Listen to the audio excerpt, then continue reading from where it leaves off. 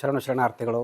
ತಮಗೆಲ್ಲ ಗೊತ್ತಿದ್ದ ಹಾಗೆ ನನ್ನ ಯೂಟ್ಯೂಬ್ ಚಾನಲಲ್ಲಿ ಈ ಹಿಂದೆ ಸನಾತನ ಆರ್ಯ ವೈದಿಕ ಧರ್ಮದ ಹಿರಿಮೆ ಗರಿಮೆಗಳನ್ನು ಸಾರತಕ್ಕಂಥ ಅನೇಕ ಘಟನೆಗಳು, ಅನೇಕ ವಿಡಿಯೋಗಳಲ್ಲಿ ನಾನು ವಿವರಿಸಿದ್ದೇನೆ. ಅದರ ಮುಂದುವರೆದ ಭಾಗವಾಗಿ ಇವತ್ತಿನ ಒಂದು ವಿಷಯ, ಕುದುರೆಗೆ ಅಥವಾ ಪಾಯಸಕ್ಕೆ ಮಕ್ಕಳಾಗ್ತವ ಅನ್ನುವಂಥ ಪ್ರಶ್ನೆನಿಟ್ಕೊಂಡು ಒಂದು ವಿಡಿಯೋ ಮಾಡಿದ್ದೇನೆ. ಇದು ಆರ್ಯ ಸನಾತನ ವೈದಿಕ ಧರ್ಮದಲ್ಲಿ ಇದ್ದಂಥ ಒಂದು ಪದ್ಧತಿ ಮತ್ತು ಪರಂಪರೆ. ಪಾಯಸ ಕುಡಿದ್ರೆ ಮಕ್ಕಳಾಗ್ತಕ್ಕಂಥದ್ದು, ಕುದುರೆ ಜೊತೆಗೆ ಮಲಗಿದ್ರೆ ಮಕ್ಕಳಾಗ್ತಕ್ಕಂಥದ್ದು, ವೈದ್ಯಕೀಯ ಲೋಕಕ್ಕೂ ಸವಾಲು ಒಡತಕ್ಕಂಥ, ಗಂಡನಿಲ್ಲದೆ ಮಕ್ಕಳು ಪಡಿತಕ್ಕಂಥದ್ದು, ಅಪ್ಪನಿಲ್ಲದೆ ಮಕ್ಕಳು ಪಡಿತಕ್ಕಂಥದ್ದು ಅನೇಕ ಘಟನೆಗಳು ಇಡೀ ಆರ್ಯ ವೈದಿಕ ಧರ್ಮದ ಪವಿತ್ರ ಗ್ರಂಥಗಳಲ್ಲಿ ಪ್ರಸ್ತಾಪ ಆಗಿದೆ. ಇಲ್ಲಿ ರಾಜನ ಹೆಂಡತಿ ಒಂದು ರಾತ್ರಿ ಅಶ್ವ ಅಥವಾ ಕುದುರೆ ಅದರ ಜೊತೆ ಮಲಗಿದರೆ ಮಕ್ಕಳಾಗ್ತವೆ ಅನ್ನುವಂಥದ್ದು ಅಶ್ವಮೇಧ ಯಾಗದ ಕಥೆಯಲ್ಲೂ ಬರ್ತದೆ. ಇನ್ನು ಪುತ್ರ ಕಾಮೇಷ್ಟಿ ಯಾಗ, ಆ ಪುತ್ರ ಕಾಮೇಷ್ಟಿ ಯಾಗದ ವರ್ಣನೆ ಬಹಳ ಅದ್ಭುತವಾಗಿ, ರಮ್ಯವಾಗಿ ಆರ್ಯ ವೈದಿಕ ಧರ್ಮದ ಧರ್ಮಶಾಸ್ತ್ರಗಳಲ್ಲಿ ವರ್ಣನೆ ಆಗ್ತದೆ.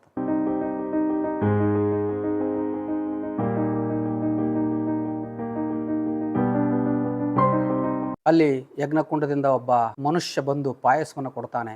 ಯಜ್ಞ ಮಾಡತಕ್ಕಂಥ ಯಜಮಾನ ತನ್ನ ಹೆಂಡತಿಗೆ ಆ ಪಾಯಸವನ್ನು ಕುಡಿಸಿದಾಗ ಆಕೆಗೆ ಮಕ್ಕಳಾಗ್ತವನ್ನುವಂಥದ್ದು. ಯಜ್ಞದ ಅಗ್ನಿಕುಂಡದಿಂದ ವಿಶಾಲಕಾಯದ ಪುರುಷನೊಬ್ಬ ಪಾಯಸವನ್ನು ಹೊತ್ತು ತರ್ತಾನೆ. ಅದನ್ನು ಕುಡಿದವರಿಗೆ ಮಕ್ಕಳಾಗ್ತವೆ ಅನ್ನುವ ಕಾನ್ಸೆಪ್ಟ್ ಅಥವಾ ಪರಿಕಲ್ಪನೆ ನಮ್ಮ ಆರ್ಯ ವೈದಿಕ ಧರ್ಮದ ಸನಾತನ ಧರ್ಮದ ಧರ್ಮ ಗ್ರಂಥಗಳಲ್ಲಿದೆ.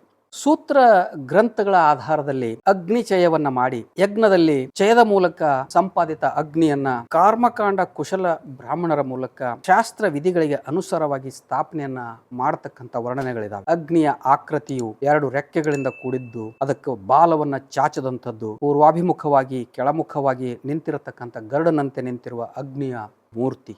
ಶಾಮಿತ್ರ ಕರ್ಮದಲ್ಲಿ ಯಜ್ಞದ ಅಶ್ವವನ್ನ ಕಟ್ಟಿ ಹಾಕಲಾಗ್ತಿತ್ತಂತೆ. ರಾಜನ ಹೆಂಡತಿ ಒಬ್ಬ ರಾಣಿ ಆ ಅಶ್ವವನ್ನ ಕೊಲೆ ಮಾಡ್ತಿದ್ದಳಂತೆ. ಇನ್ನೊಬ್ಬ ರಾಣಿ ಧರ್ಮ ಪಾಲನೆಯ ಇಚ್ಛೆಯಿಂದ ಸ್ಥಿರಚಿತ್ತದಿಂದ ಆ ಸತ್ತ ಅಶ್ವದ ಹತ್ತಿರ ಒಂದು ರಾತ್ರಿ ಮಲಗುವ ಮೂಲಕ ಮಕ್ಕಳನ್ನ ಪಡಿತಿದ್ದಳು ಅನ್ನುವಂಥದ್ದು ವಾಲ್ಮೀಕಿ ರಾಮಾಯಣದಲ್ಲಿ ಬಾಲಕಾಂಡ ಸರ್ಗ 14ರಲ್ಲಿ ವರ್ಣನೆ ಆಗಿದೆ.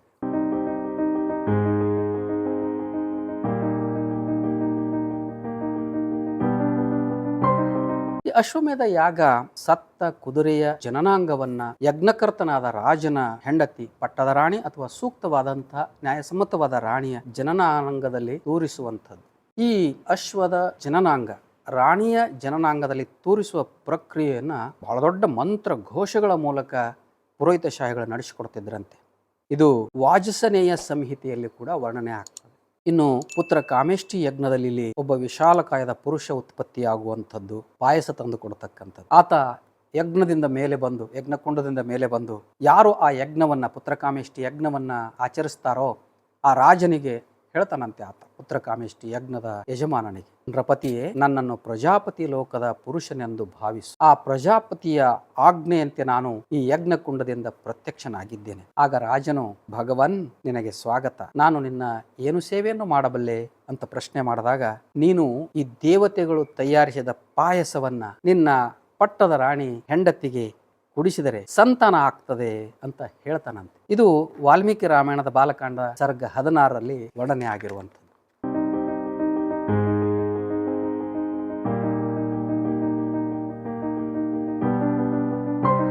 ಹೀಗೆ ಪುತ್ರ ಕಾಮೇಷ್ಟಿ ಯಾಗ, ಅಶ್ವಮೇಧ ಯಾಗ, ಕುದುರೆಯ ಮೂಲಕ ಮಕ್ಕಳನ್ನು ಪಡಿತಕ್ಕಂಥದ್ದು, ಮತ್ತು ಪುತ್ರ ಕಾಮೇಷ್ಟಿ ಯಾಗದಲ್ಲಿ ವಿಶಾಲಕಾಯದ ಪುರುಷ ಆ ಯಜ್ಞಕುಂಡದಿಂದ ಮೇಲೆ ಬರುವಾಗ ಆತನ ವರ್ಣನೆ ಕೂಡ ಧರ್ಮಶಾಸ್ತ್ರಗಳಲ್ಲಿ ಬಹಳ ರಮ್ಯವಾಗಿ ವರ್ಣಿಸಲಾಗ್ತದೆ. ಆತನ ರೋಮಗಳಿಂದ ಹಿಡಿದು, ಆತನ ಕಣ್ಣುಗಳಿಂದ ಹಿಡಿದು, ಆತನ ಪುರುಷ ಸಿಂಹದ ವರ್ಣನೆ ಬಹಳ ಅದ್ಭುತವಾಗಿ ಮಾಡಲಾಗ್ತದೆ. ಅಂಥ ಒಬ್ಬ ವಿಶಾಲಕಾಯದ ಪುರುಷ ಪಾಯಸವನ್ನು ತಂದುಕೊಟ್ಟು ಈ ಯಜ್ಞವನ್ನು ನಡೆಸ್ತಕ್ಕಂಥ ರಾಜ ತನ್ನ ಹೆಂಡತಿಗೆ ಆತ ತಂದುಕೊಟ್ಟ ಪಾಯಸವನ್ನು ಬಹಳ ನಿಷ್ಠೆಯಿಂದ ಕುಡಿಸಿದಾಗ ಮಕ್ಕಳಾದಂಥ ಉದಾಹರಣೆಗಳು ಇದ್ದಾವೆ. ತಂದೆ ಇಲ್ಲದೆ, ಅಂದರೆ ತನ್ನ ತಾಯಿಯ ಕೈ ಹಿಡಿದ ತಂದೆ ಇಲ್ಲದೆ ಇನ್ಯಾರ ಮೂಲಕವೋ ಹುಟ್ಟದಂಥ ಚಿತ್ರವೀರ್ಯ, ವಿಚಿತ್ರವೀರ್ಯ ಅನ್ನುವಂಥ ಪಾತ್ರಗಳು ಮಹಾಭಾರತದಲ್ಲಿ ಬರ್ತವೆ. ಮಂತ್ರದಿಂದ ಪಾಂಡವರು ಹುಟ್ಟುತ್ತಾರೆ ಕುಂತಿಗೆ. ಹೀಗೆ ಅನೇಕ ರಮ್ಯವಾದಂಥ, ಅದ್ಭುತವಾದಂಥ, ಪವಿತ್ರವಾದಂಥ ಸಂಸ್ಕೃತಿ ನಮ್ಮ ಸನಾತನ ಆರ್ಯ ವೈದಿಕ ಧರ್ಮದಲ್ಲಿ, ಆ ಧರ್ಮ ಗ್ರಂಥಗಳಲ್ಲಿ ವರ್ಣಿಸಲ್ಪಡ್ತದೆ.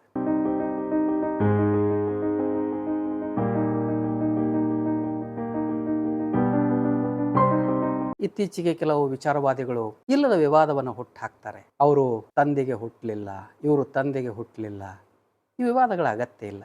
ಅಲ್ಲಿ ಮಕ್ಕಳು ಹೇಗೆ ಹುಟ್ಟಬೇಕು, ಹೇಗೆ ಹುಟ್ಟಬಾರದು ಅನ್ನೋದು ಬಹಳ ದೊಡ್ಡ ಮಟ್ಟದ ಪವಿತ್ರವಾದಂಥ ಲೇಖನಗಳು ಇದ್ದಾವೆ. ಹಾಗಾಗಿ ಮಂತ್ರದಿಂದ ಹುಡ್ತವೆ, ಪಾಯಸ ಕುಡಿಯೋದರಿಂದ ಹುಡ್ತವೆ, ಕುದುರೆಗಳಿಗೆ ಹುಡ್ತವೆ. ಸನಾತನ ಆರ್ಯ ವೈದಿಕ ಧರ್ಮದ ಹಿರಿಮೆ ಗುರಿಮೆಗಳನ್ನು, ಅದರ ಎಲ್ಲ ನಡಾವಳಿಗಳನ್ನು ಯಾವ ವಿಚಾರವಾದಿಗಳು ಪ್ರಶ್ನಿಸಬಾರದು. ಪ್ರಶ್ನಿಸುವ ಪದ್ಧತಿಯೇ ಈ ಶ್ರೇಷ್ಠ ಧರ್ಮದಲ್ಲಿ ಇಲ್ಲ ಅನ್ನುವಂಥದ್ದನ್ನು ಮನಗಾಣಬೇಕು ಅಂತ ಹೇಳ್ತಾ, ಈ ಪುತ್ರ ಕಾಮೇಷ್ಟಿ ಯಾಗ ಮತ್ತು ಅಶ್ವಮೇಧ ಯಾಗ ಇವೆರಡನ್ನು ನಾನು ಬಹಳ ಸಂಕ್ಷಿಪ್ತವಾಗಿ ಇಲ್ಲಿ ಪರಿಚಯಿಸಿದ್ದೇನೆ.